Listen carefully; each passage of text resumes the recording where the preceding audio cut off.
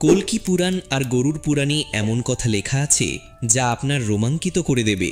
কালযুগের শেষের ছবি শুধু কল্পনা করেই মানুষের মন ভরে যায় ভয় আর বিস্ময়ে। এই যুগটা এতটাই ভয়ঙ্কর হবে যে এটা আপনার হৃদয়টা কেঁপে উঠাবে। কিন্তু এটা কোনো কাল্পনিক গল্প নয়, বরং সত্যি। এই পবিত্র গ্রন্থগুলোতে যা লেখা আছে তা আমাদের জানায় আসন্ন সময়ের ভয়ঙ্কর সত্যি কথা। আজ আমরা ঠিক সেই সব কথা বিস্তারিত জানব এবং আপনাদের বলবো। আমাদের অনুরোধ, এই তথ্যটা শেষ পর্যন্ত পড়ুন এবং আমাদের সঙ্গে থাকুন।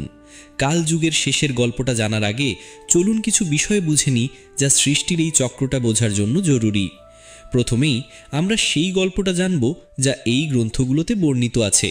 এরপর আমরা তোমাদের জানাবো সব মজার ও ভয়ঙ্কর দৃশ্যগুলো যা কলিযুগের শেষে ঘটবে।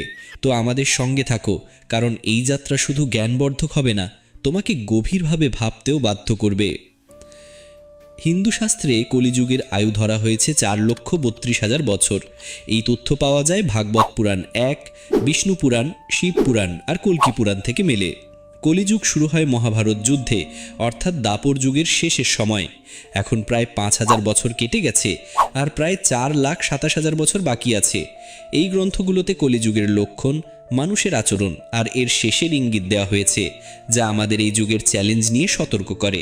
মহাভারত যুদ্ধ শেষ হলে যখন ধর্মরাজ যুধিষ্ঠির হস্তিনাপুরের সিংহাসনে বসেন, তখন তার মনে সৃষ্টির ভবিষ্যৎ নিয়ে অনেক প্রশ্ন আর চিন্তা জেগে ওঠে।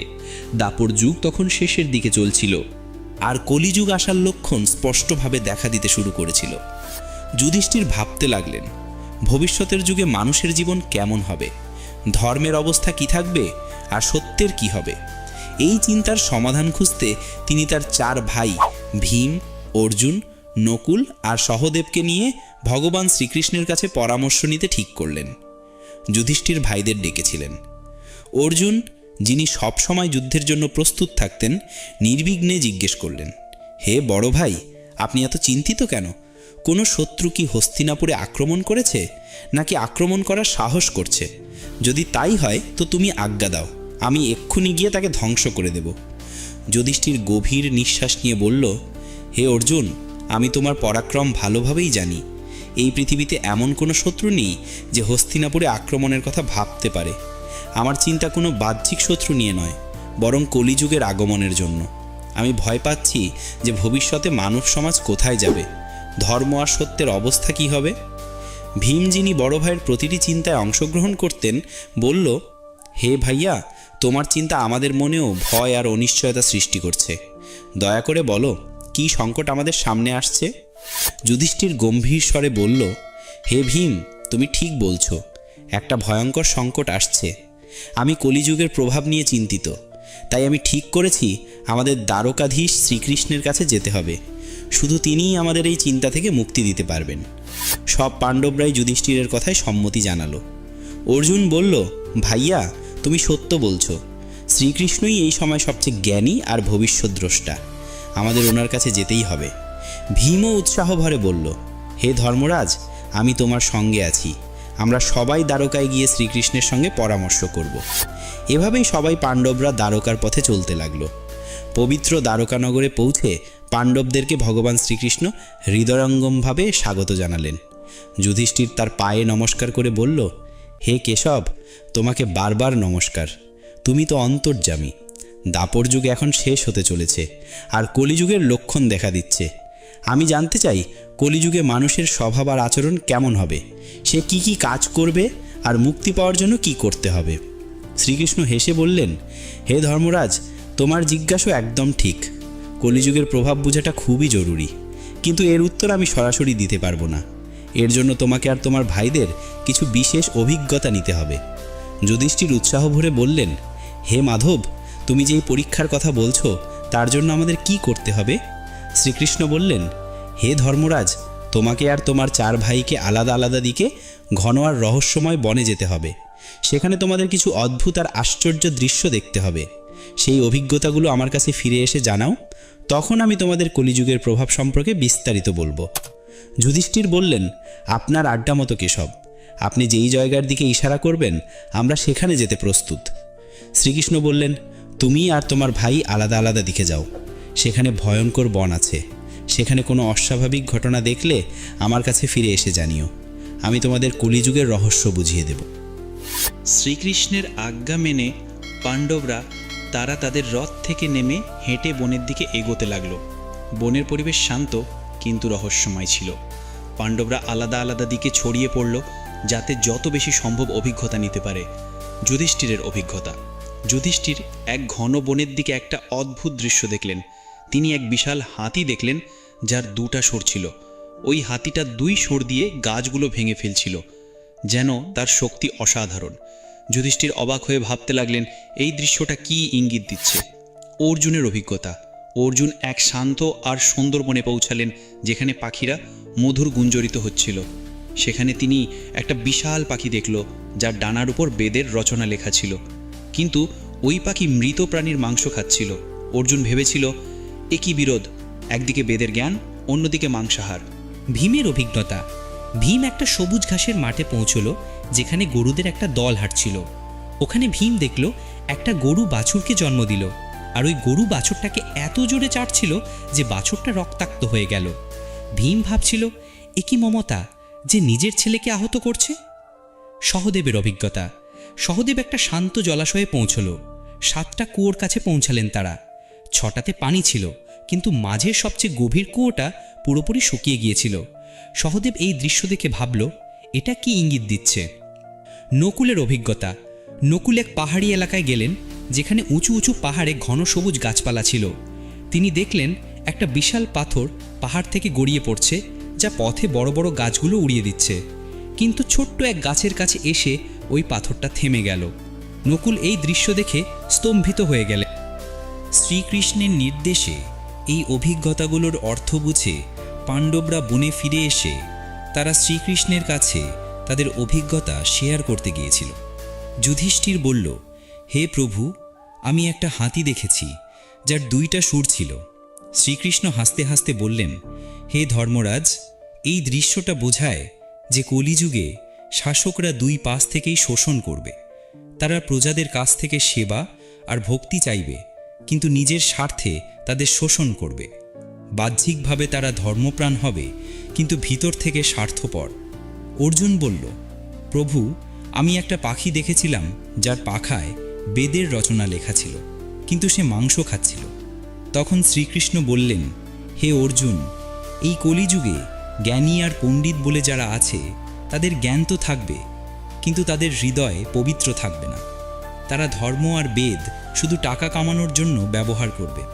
ভীম বলল, প্রভু, আমি এক গরুকে তার বাছুরকে এত চিটে দিতে দেখেছি যে বাছুরটা আহত হয়ে গেছে।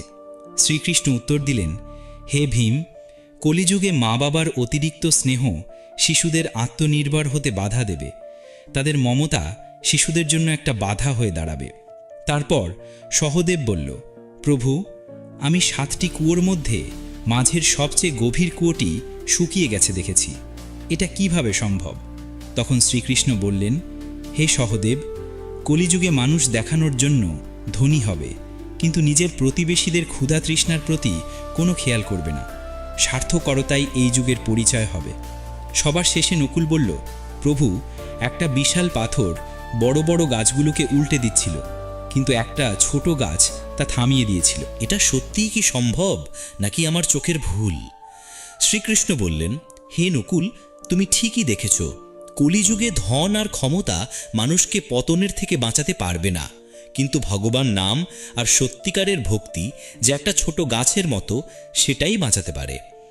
গুরুর পুরাণের এক কাহিনীতে গুরুরজি ভগবান বিষ্ণুকে প্রশ্ন করলেন, হে প্রভু, 4 যুগ, শতযুগ, ত্রেতাযুগ, দাপর যুগ আর কলিযুগের মধ্যে কলিযুগকেই সবচেয়ে ভয়ঙ্কর কেন ধরা হয়? এর শেষের কি কি লক্ষণ থাকবে, আর এই যুগটা কিভাবে শেষ হবে? ভগবান বিষ্ণু বললেন, হে গরুর, কলিযুগে অধর্ম, স্বার্থ আর পাপের রাজত্ব থাকবে। এর শেষের সময় কিছু বিশেষ লক্ষণ প্রকাশ পাবে, যা সৃষ্টি বিনাশের ইঙ্গিত দেবে। চল এই 5টা প্রধান লক্ষণ এক এক করে বিস্তারিত বুঝি। প্রথমটি হলো মানুষের আয়ুষ্কাল কমে যাওয়া। কলিযুগের শেষে মানুষের জীবনকাল খুবই কমে গিয়ে মাত্র 20 বছর হবে। মানুষ 12 বছর বয়সেই বৃদ্ধত্বের লক্ষণ দেখা দেবে। তাদের চুল সাদা হয়ে যাবে, তারপরে ত্বকে বলিরেখা পড়ে যাবে আর শরীর দুর্বল ও অসুস্থ হয়ে যাবে। এটা শারীরিক অবনতি হবে মানুষের জীবনযাপন ও নৈতিকতার হ্রাসের ফল। মানুষ অস্বাস্থ্যকর খাবার খাওয়া, অনিয়মিত রুটিন আর চাপের মধ্যে জীবন কাটানোর কারণে শারীরিক ও মানসিকভাবে দুর্বল হয়ে পড়বে। মেয়েরা মাত্র 8-9 বছর বয়সে সন্তান জন্ম দিতে শুরু করবে, কিন্তু তাদের শরীর এতটাই দুর্বল থাকবে যে তারা ঠিকমতো বাচ্চাদের লালন পালন করতে পারবে না। বাচ্চারা অপুষ্টি ও দুর্বলতার শিকার হবে, যার ফলে সমাজে অসুস্থ ও দুর্বল প্রজন্ম জন্ম নেবে। এজন্য পারিবারিক এবং সামাজিক কাঠামো পুরোপুরি অবস্থা চরম অবনতির দিকে যাবে। মানুষ তাদের ভৌত প্রয়োজন মেটাতে এত ব্যস্ত থাকবে যে পরিবার আর সম্পর্কের প্রতি উদাসীন হয়ে যাবে। এটা কলিযুগের সেই সময়ের ইঙ্গিত দেয় যেখানে মানুষের শারীরিক আর মানসিক শক্তি সম্পূর্ণভাবে কমে যাবে। সমাজে বিশৃঙ্খলা, অশান্তি আর অবাধ্যতা ছড়িয়ে পড়বে। মানুষ একে অপরের প্রতি ভালোবাসা আর বিশ্বাস হারিয়ে ফেলবে, আর স্বার্থই জীবনের মূল ভিত্তি হয়ে থাকবে। এই পরিস্থিতি আমাদের সতর্ক করে যে শারীরিক আর মানসিক সুস্থতা বজায় রাখতে সুষম জীবনধারা আর নৈতিকতা মেনে চলা খুব জরুরি। তাই পতিব্রতা নারীদের লোভ, কালযুগের শেষে নৈতিকতা আর ধর্মের এত বড় পতন হবে যে সদ্বধূ নারীরা প্রায় বিলুপ্ত হয়ে যাবে। এক নারী অনেক পুরুষের সঙ্গে সম্পর্ক করবে, যার সমাজ ও নৈতিকতার স্পষ্ট অবনতি নির্দেশ করবে। মানুষ ধর্মীয় কাজকর্ম যেমন পূজা, শ্রাদ্ধ, শেষকৃত্য আর বিবাহের মতো সংস্কারগুলো পুরোপুরি ত্যাগ করে দেবে। পানির অভাবে মানুষ গোসল করা বন্ধ করে দেবে, যার ফলে শারীরিক এবং আত্মিক পবিত্রতা নষ্ট হয়ে যাবে। খাবারে মাংসের আধিপত্য থাকবে আর সৎ পবিত্র খাবার যেমন ফল, শাকসবজি আর শস্য কমে যাবে। মানুষ চকচকে টাইট, মানুষ এমন উজ্জ্বল কাপড় পরবে যা তাদের ভৌতিকতা আর আধ্যাত্মিকতার দূরত্ব দেখাবে। সমাজে স্বার্থপরতা, লোভ আর ফাঁকিবাজির রাজত্ব থাকবে। সম্পর্কগুলোতে বিশ্বাস কমে যাবে আর মানুষ শুধু নিজের সুবিধার জন্য বাঁচবে। এটা সমাজের নৈতিকতার অবনতি আর সম্পর্কের ভাঙনের সংকেত। মানুষ ধর্ম আর কর্তব্য থেকে মুখ ফিরিয়ে শুধু জাগতিক সুখের পেছনে ছুটবে। এই পরিস্থিতি সামাজিক অবিশ্বাস, অশান্তি আর অনৈতিকতা বাড়াবে। গরুর পুরাণ আমাদের শেখায় ধর্ম আর নৈতিকতা মেনে চললেই সমাজ স্থির ও মিলেমিশে থাকতে পারে। গাছ ফলহীন হয়ে যাবে। কলিযুগের শেষে প্রকৃতির বিশাল ধ্বংস হবে। গাছগুলো ফল এবং ফুল দেওয়া বন্ধ করে দেবে, আর শুধু শ্যামি গাছই বাঁচবে। মানুষ পুরোপুরি শাকাহার ত্যাগ করে মাংসাহারে নির্ভর করবে। খাবার হবে তামসিক এবং রোগ সৃষ্টি করবে, যার ফলে মানুষ কম বয়সেই বিভিন্ন রোগে ভুগবে। গরুর পুজো বন্ধ হয়ে যাবে আর গরুকে শুধু দুধ আর মাংসের জন্য পালা হবে। এগুলো সবই প্রকৃতির প্রতি মানবের অসচেতনতা আর বেপরোয়া শোষণের ফল। বন কাটা, পরিবেশ দূষণ এবং প্রকৃতির ক্ষয়ক্ষতি সাধনের অপব্যবহারের কারণে প্রকৃতির ভারসাম্য নষ্ট হয়ে যাবে। গাছের ফলন বন্ধ হয়ে যাবে আর প্রাকৃতিক সম্পদের ক্ষয়ক্ষতি পরিবেশের অস্থিরতাকে আরও বাড়িয়ে দেবে। সমাজে খাবারের অভাবের কারণে মানুষরা ক্ষুধা ও অপুষ্টিতে ভুগবে। এই পরিস্থিতি আমাদের পরিবেশ সংরক্ষণ এবং প্রকৃতির প্রতি সম্মানের গুরুত্ব বোঝায়। 4টে অল্প বৃষ্টির বছর। কলিযুগের শেষ দিকে বৃষ্টি খুবই কমে যাবে।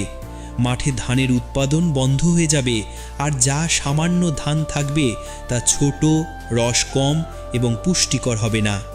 ফলের মধ্যে রস থাকবে না, যার ফলে মানুষ ক্ষুধা ও তৃষ্ণায় কাতর হয়ে উঠবে। শুধুমাত্র ছাগলের দুধই পাওয়া যাবে, যা প্রাকৃতিক সম্পদের অভাবকে বোঝায়। এই পরিস্থিতি সামাজিক ও অর্থনৈতিক সংকটকে আরও গভীর করবে। মানুষ জীবনযাপনের মৌলিক চাহিদাগুলো যেমন খাবার আর পানি পেতে লড়াই করবে। কৃষি এবং খামার কাজ সম্পূর্ণভাবে বন্ধ হয়ে যাবে, যার ফলে সমাজে দুর্ভিক্ষ, অশান্তি ও সহিংসতা বাড়বে। এটা পরিবেশের ধ্বংস এবং মানুষের অবহেলার ফলাফল, যা আমাদের প্রকৃতি রক্ষা ও সুষম জীবনের প্রয়োজনীয়তার কথা মনে করিয়ে দেয়। কালযুগের শেষের সবচেয়ে ভয়ঙ্কর সংকেত হবে 7 সূর্যের উদয়। ভগবান বিষ্ণু সূর্যের কিরণের মাঝে বসবাস করে পৃথিবীর সব জল শোষণ করে নেবে। 7 সূর্যের তীব্র গরমে সম্পূর্ণ সৃষ্টি পুড়ে ছাই হয়ে যাবে। এরপর ভগবান বিষ্ণু রুদ্ররূপে মেঘ সৃষ্টি করবেন, যা 100 বছর ধরে নিরবচ্ছিন্ন ভয়ঙ্কর বৃষ্টি করবে। এই বৃষ্টি সৃষ্টিকে জলমগ্ন করে দিয়ে সমগ্র বিশ্বের অন্ত করবে। এই প্রলয় সৃষ্টির চক্রের একটি অংশ, যা ধ্বংসের পর নতুন সূচনা নিয়ে যায়। যখন পাপ আর অন্যায় তার চরম সীমায় পৌঁছাবে, তখন সৃষ্টির অবসান অনিবার্য হয়ে যাবে। এই সংকেত আমাদের শেখায় যে সৃষ্টির প্রতিটি চক্র একটি নতুন শুরুর পথ তৈরি করে এবং ধর্মের অনুসরণই আমাদের এই চক্রে ইতিবাচক অবদান রাখতে উদ্বুদ্ধ করে। ভগবান বিষ্ণু গরুড়দেবকে বললেন, এই ধ্বংস কেবল শেষ নয়, বরং এক নতুন সৃষ্টির শুরু। যখন এই সৃষ্টি শেষ হবে, তখন পরমাত্মা তার ইচ্ছায় এক নতুন বিশুদ্ধ ও পবিত্র সৃষ্টির সৃজন করবেন। এই নতুন সৃষ্টিতে ধর্ম, সত্য ও আধ্যাত্মিকতার পুনরুদ্ধাবন ঘটবে। শুধুমাত্র তারাই যারা ধর্ম ও সত্যকে মান্য করবে, তারা এই নতুন সৃষ্টিতে স্থান পাবে। এই বার্তাটি আমাদের অনুপ্রেরণা দেয়, কঠিন সময়েও আমরাও সত্য আর ধর্মের পথ অনুসরণ করে আমাদের জীবনকে অর্থবহ করে তুলতে পারি।